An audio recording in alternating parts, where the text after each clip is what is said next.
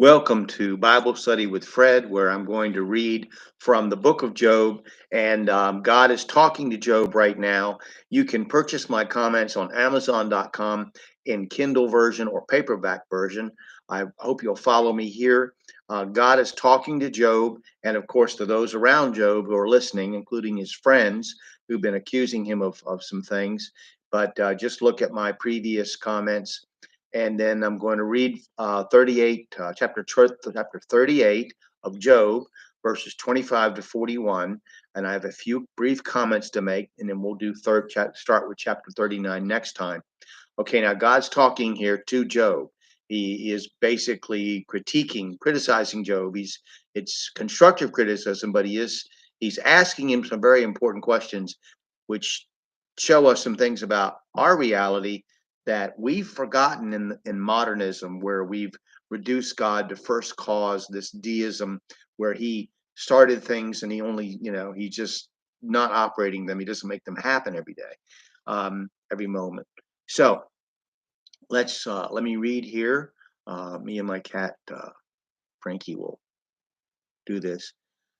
Who hath divided a watercourse for the overflowing of waters, or a way for the lightning of thunder, to cause it to rain on the earth where no man is, on the wilderness wherein there is no man, to satisfy the desolate and waste ground, and to cause the bud of the tender herb to spring forth?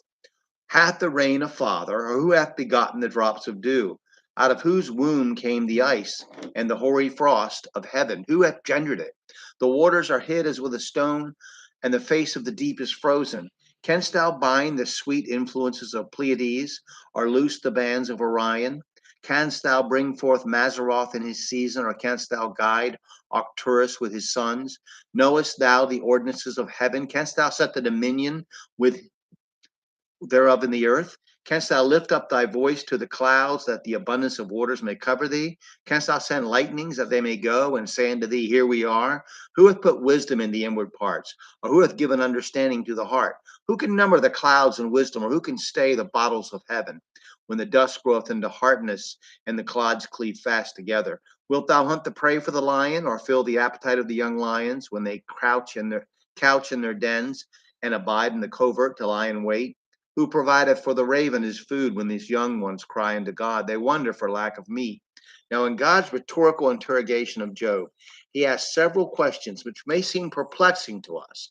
In verse 25, the connection is made between lightning and thunder, which we know now that one causes the other. Aristotle, as late as the 3rd century BC, attributed thunder to a collision between clouds.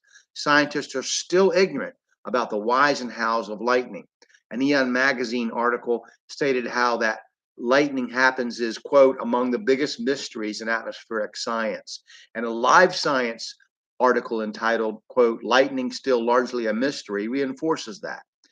The disturbing, again, implication in verse 25 is that even when there is flooding, God disperses overflowing water as he sees fit. This is a frightening prospect if we consider what the Bible is telling us, that even in a seemingly random process, God is in control. Did you ever imagine that? If you remember the old Zen koan, if you ever heard about Zen Buddhism, but they have this little statements that are supposed to prompt you to think out of the box. If a tree falls in the forest and no one is around to hear it, does it make a sound? Okay. Here, God speaks about how he causes all things, even where man is nowhere around to witness these things. It rains in places where man is not, to soak the parched ground and cause plants to grow that man will never see. Think about this. From the dense forests of Borneo to the jungles of Brazil, there is life and there are events happening that we will never know about experientially. There are things happening a million light years from us that we have no knowledge of now or any time in our lives. Man is not the measure of all things. The universe God built for himself. We are a part of his plan, but we are not the only part. Verse 28 places God squarely as the author of every drop of dew. Think of that. Imagine it, if you will. Every snowflake, the ice on a pond, the frost on the ground, all of it, every microscopic piece of it created by God, not just the result of a random process and, quote, accident of nature, but a direct execution of divine will. It staggers the modern mind. The anthropologist Susan Friend Harding wrote, quote, "The membrane between disbelief and belief is thinner than we think." Most Christians in America seem to believe in a caretaker God, like a gardener, watching over life processes and natural events they can only affect in a minimal way by exerting himself from outside of the process, by interrupting the process, like a landlord we call on to fix the plumbing in our apartment when it leaks.